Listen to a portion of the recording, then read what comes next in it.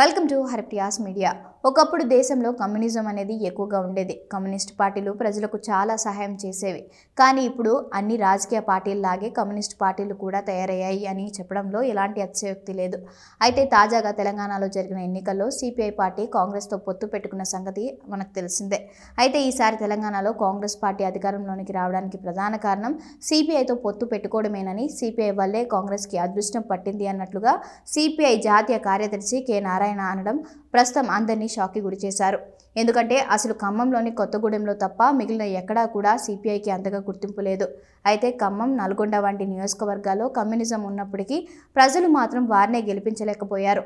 ఇక ఈసారి CPI party కాంగ్రెస్తో పొత్తు పెట్టుకుని పొత్తులో భాగంగా కొత్తగూడెం సీటు ఆశించింది. ఇక కొత్తగూడెం సీటులో కూనంనేని సాంబశివరావు గెలుపొందారు. ఇక అక్కడ సాంబశివరావు గెలుపొందడానికి కూడా కాంగ్రెస్ వాళ్ళ హస్తం ఉందని, వారి వల్లే సాంబశివరావు గెలిచారని చెప్పడంలో ఎలాంటి అతిశయోక్తి లేదు. అయితే కనీసం అభ్యర్థులు కూడా సరిగ్గా లేని సిపిఐ పార్టీకి సంబంధించిన నారాయణ తెలంగాణలో కాంగ్రెస్ అధికారంలోనికి రావడానికి మా పార్టీనే కారణమని, సిపిఐతో పొత్తు పెట్టుకోవడం వల్లే కాంగ్రెస్ గెలిచిందని మాట్లాడడం హాస్యాస్పదంగా ఉందని పలువురు మాట్లాడుకుంటున్నారు. అంతేకాదు, ఈ విషయం తెలిసిన కొంతమంది ప్రజలు, రాజకీయ విశ్లేషకులు అయితే కాంగ్రెస్ మీ వల్లే గెలిస్తే మీరెందుకు ఒంటరిగా పోటీ చేయలేదు, కాంగ్రెస్తో ఎందుకు పొత్తు పెట్టుకున్నారు, అంతమంది ప్రజలు మీ వెంట ఉంటే ఒంటరిగా పోటీ చేస్తే తెలిసేది కదా అని అంటున్నారు.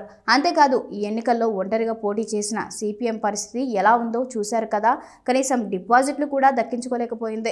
అలాంటి మీకు తెలంగాణలో ఒక సీటు గెలవగానే మా వల్లే కాంగ్రెస్ వచ్చిందని గొప్పలు చెప్పుకోవడం ఏమాత్రం బాగాలేదని మాట్లాడుకుంటున్నారు.